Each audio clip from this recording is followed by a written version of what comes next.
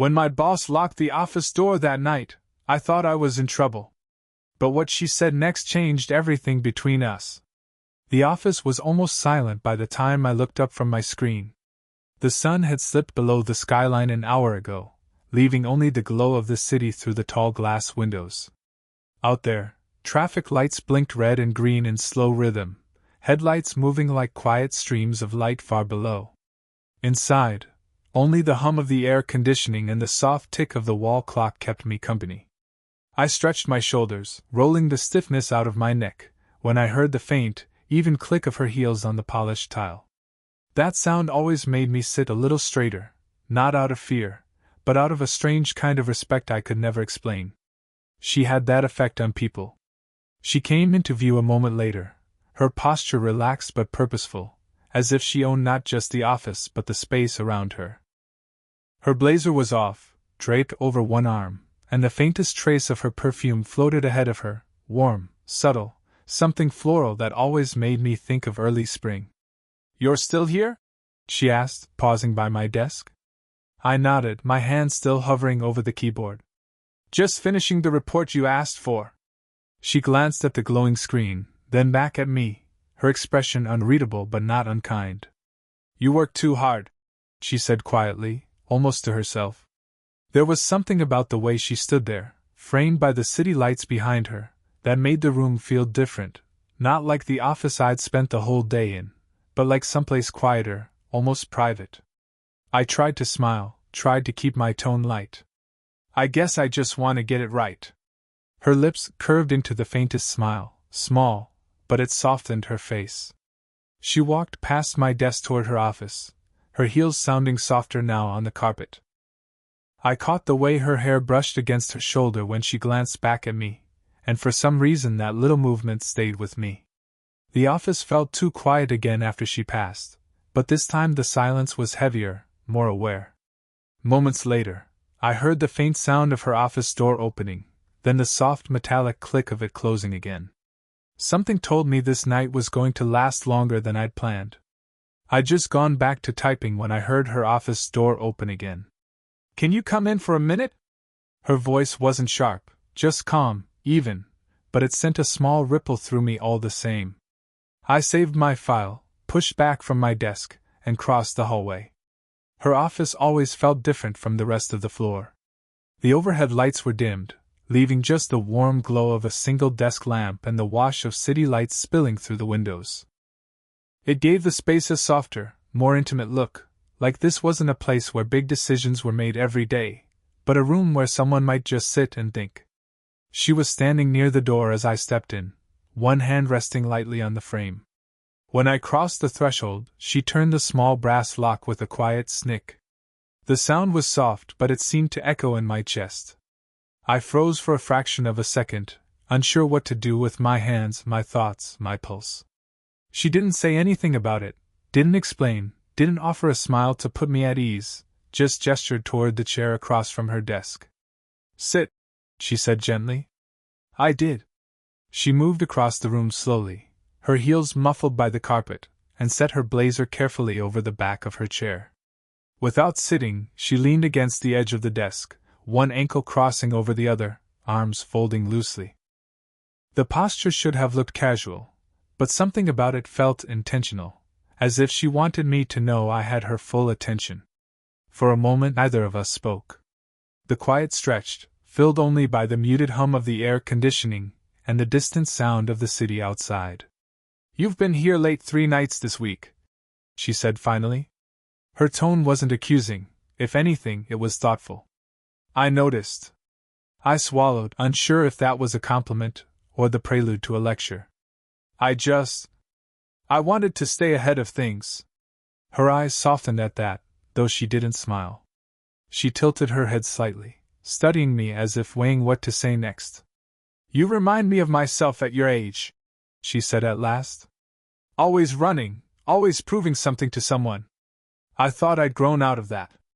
But lately..." She let the sentence trail off and glanced down at her hands for a moment, as if catching herself in a rare admission. Then her gaze came back to me, steady, searching. "That's why I asked you to stay," she said quietly. I think it's time we talked. About more than just spreadsheets. And with that, the room felt even smaller, like the rest of the world had fallen away and left just the two of us in the glow of that single desk lamp. For a moment, I just sat there, her words hanging between us like something fragile. More than spreadsheets, she'd said. She straightened slightly, pushing away from the desk, and walked toward the window. The city lights framed her silhouette, outlining the smooth line of her shoulders, the quiet grace in the way she stood. When she spoke again, her voice was softer, carrying less of the cool authority I'd always known from her.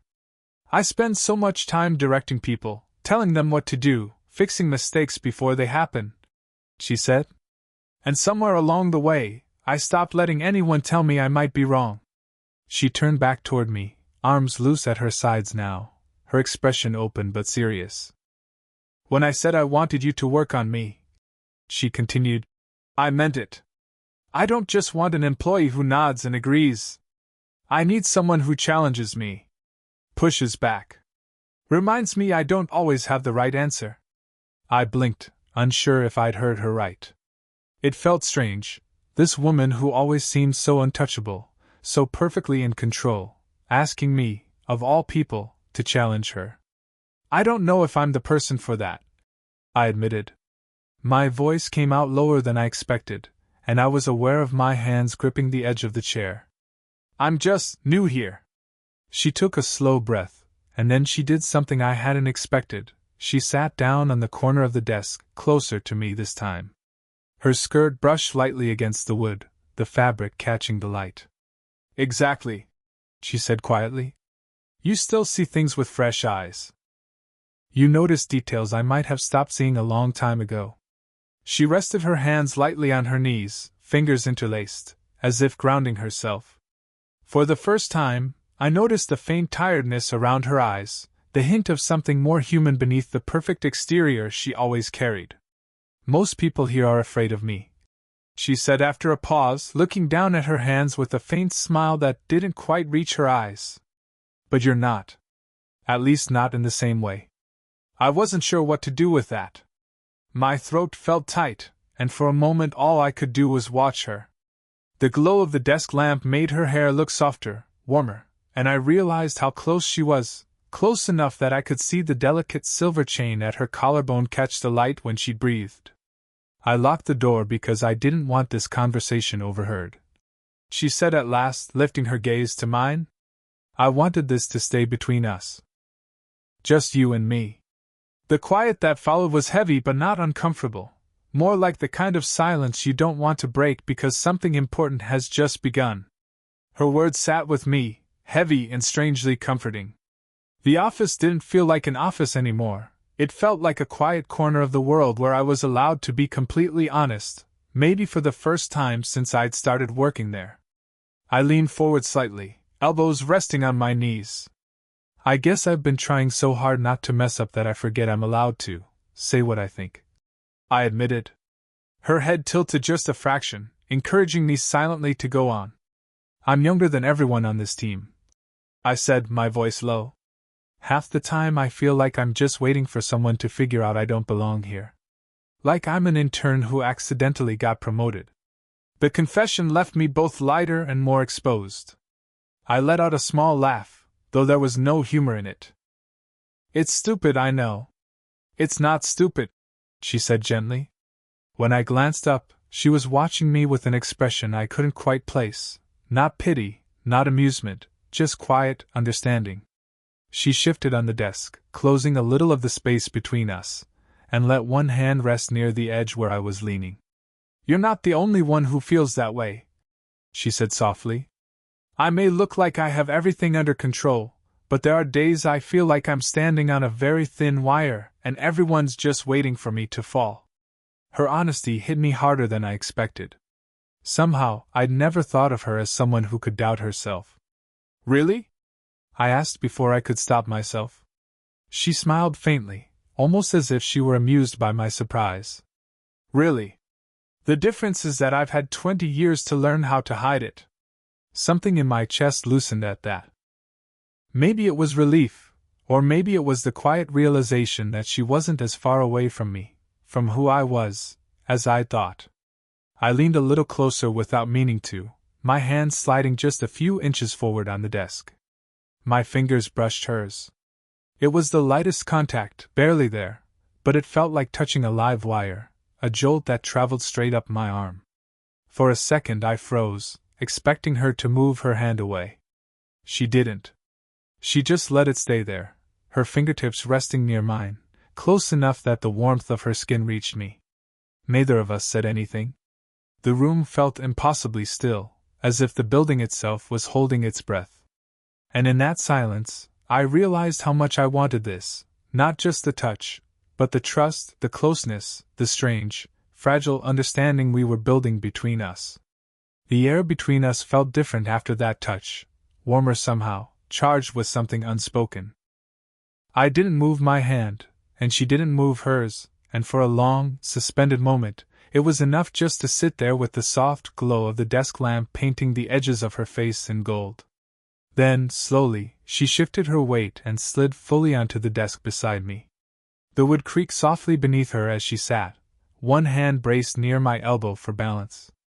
The space between us closed, and with it came the faint scent of her perfume, something floral, something soft, and the subtle warmth of her presence. My pulse thudded in my ears, but I stayed where I was, letting the moment happen. "You know," she said finally, her voice quieter now. "Most nights I stay here long after everyone's gone home. Not because I have to, but because it's easier than going back to an empty apartment." I turned my head slightly, looking at her.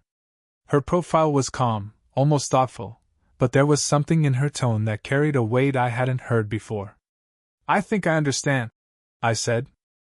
Her eyes flicked toward me, catching mine briefly before glancing away again. She let out a soft breath, almost a laugh. "You're too young to understand."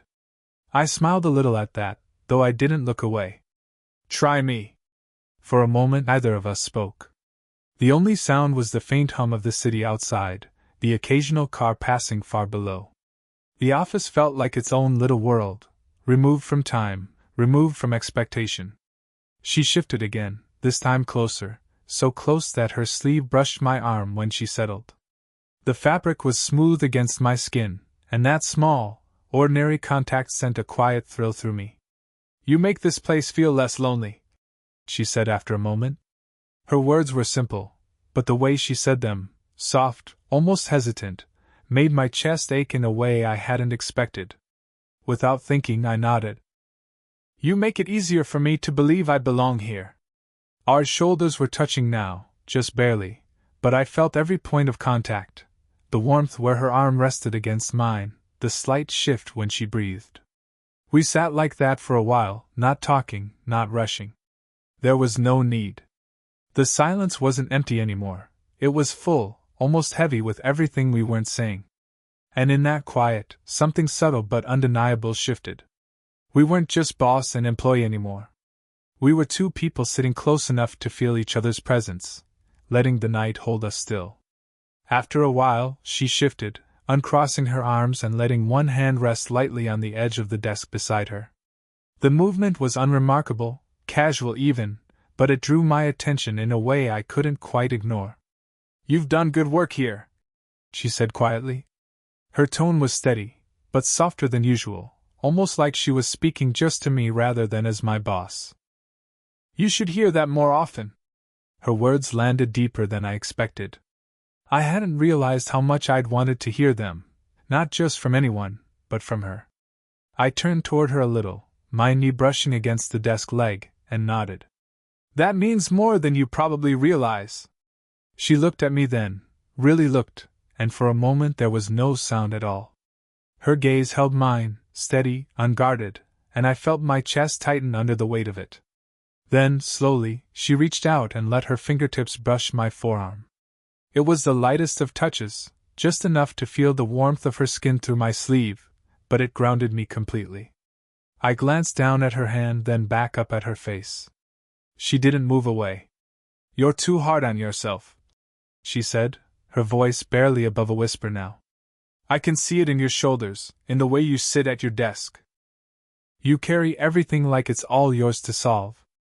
Her thumb traced a small, absent circle against my sleeve, not flirty, not deliberate, just a quiet, human gesture. Without thinking too hard about it, I turned my hand over and laid it gently over hers. The contact was warm, solid. I didn't squeeze, didn't hold too tight, just let my palm rest there. She didn't pull back. Instead, she let her fingers shift slightly so they rested more fully against my arm, her nails grazing lightly against the fabric.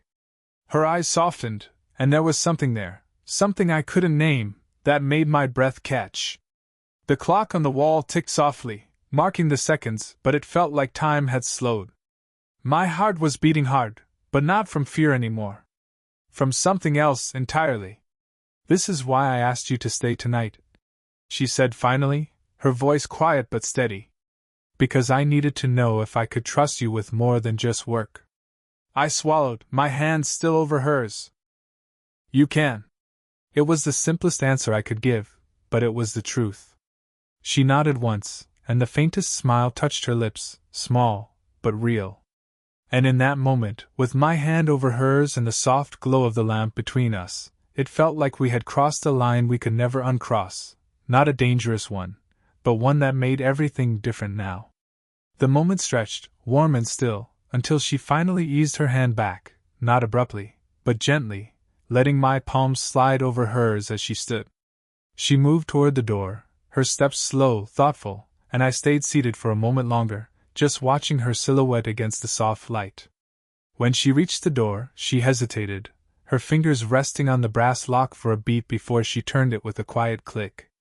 The sound seemed to release the room from its spell. "You should go home," she said softly, not turning yet. I stood, smoothing my shirt with one hand, and crossed the room to where she stood. "What about you?" I asked. She glanced at me then, her lips curving into a small smile. "For once, I think I will too."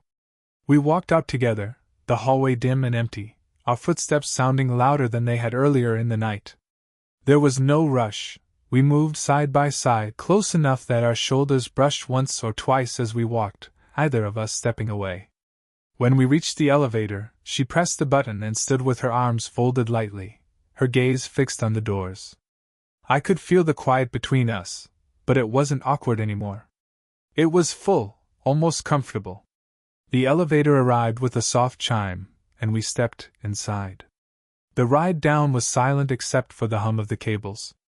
I could feel her presence just a few feet away, and somehow that was enough. When the doors opened onto the lobby, the night air spilled in through the glass entrance, cool and refreshing after the hours we'd spent upstairs. She paused before stepping out, turning to face me fully. "Same time tomorrow?" she asked, and though her voice was calm, there was a glimmer of something lighter in her eyes, something that made my chest tighten in the best way. I nodded. "Yeah. Same time." For a moment, we just stood there, the quiet hum of the lobby lights filling the space between us. Then she reached out, her fingertips brushing my forearm one last time, just a brief, grounding touch, before turning toward the doors. I followed her outside, the city's cool night air wrapping around us. Somewhere in the distance, a car horn sounded, but here it was just the two of us, standing beneath the soft glow of the streetlights. She glanced at me once more, offered a quiet goodnight, and then walked toward her car. As I watched her go, I felt a strange, steady calm settle over me, the kind that comes when you know something has shifted, and there's no going back. Tomorrow would come. And for the first time in a long while, I was looking forward to it.